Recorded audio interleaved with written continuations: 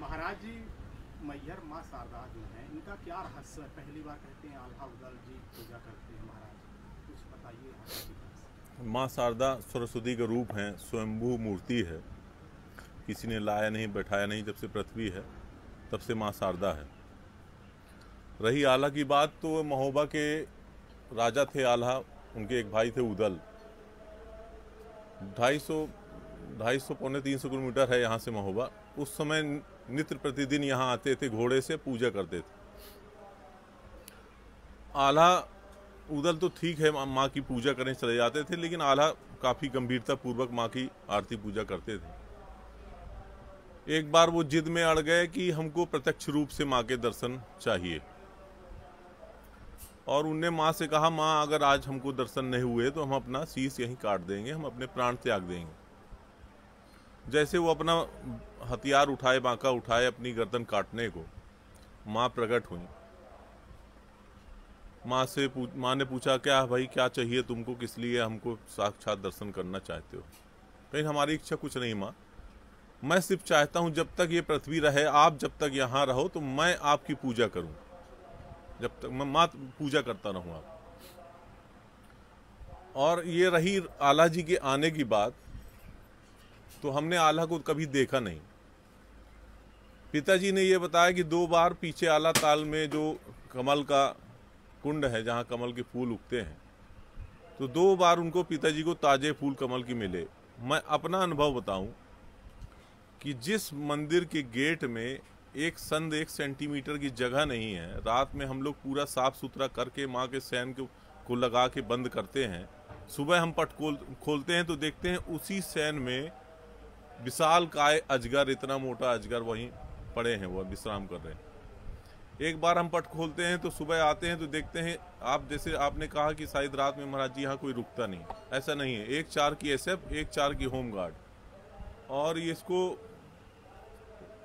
उनका भाग्य कहें या हमारा दुर्भाग्य कहें कि हमसे ज़्यादा अनुभूति उनको होती है जो नाइट में रहते हैं।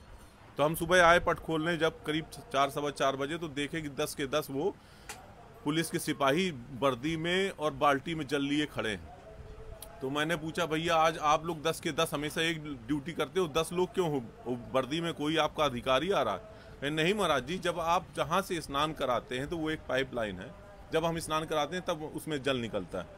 कहीं 3:30 बजे अपने आप वहाँ से जल निकलने लगा कि जैसे अंदर कोई स्नान करा रहा हो। हम लोग गेट खोल के अंदर जब पहुँचे थे, देखे कोई नहीं, तो वो जल हम इकट्ठा करके रखे। एक बार की बात बताऊं कि शाम को मैंने श्रृंगार किया, माता जी के वस्त्र जैसे उतारे तो पूरे माता जी के वस्त्रों से, माता जी के शरीर से एक काली विशालकाय नागिन लिपटी हुई थी। हम देख के डर गए, हम बाहर आ गए। हमने SDM साहब को फ़ोन लगाया कि सर ऐसी बात है, किसी फॉरेस्ट वाले को भेजिए। फॉरेस्ट वाला आया, उसको हमने दिखाया कि भैया ये नागिन है, आप जाके उसको निकालिए।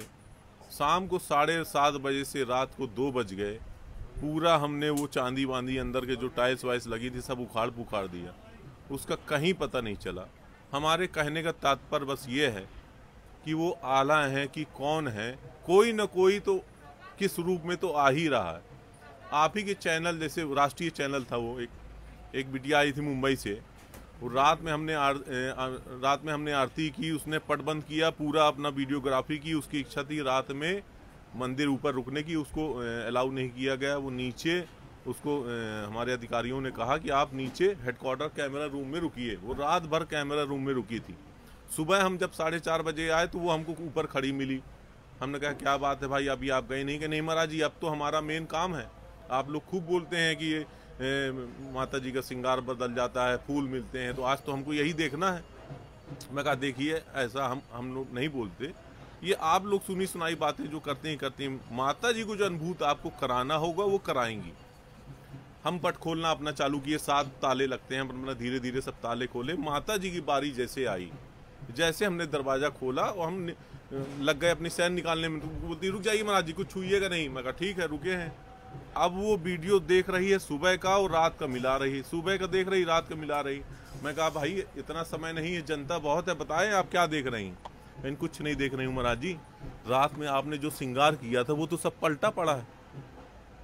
मैं कहा बस अब आपको अनुभूति हुई ना, इस तरह हमको रोज होती है। माता जी का धन्यवाद है जो आप जैसे लोगों को अनुभूति करा दी। अब आप देखिए पूरा श्रृंगार, चुनरी, मुकुट, बिंदी सब नीचे रखे हुए थे, जैसे ला के कोई किसी ने पलटने की कोशिश की है। तो इस तरह के नाना प्रकार के चमत्कार माँ के दरबार में होते हैं।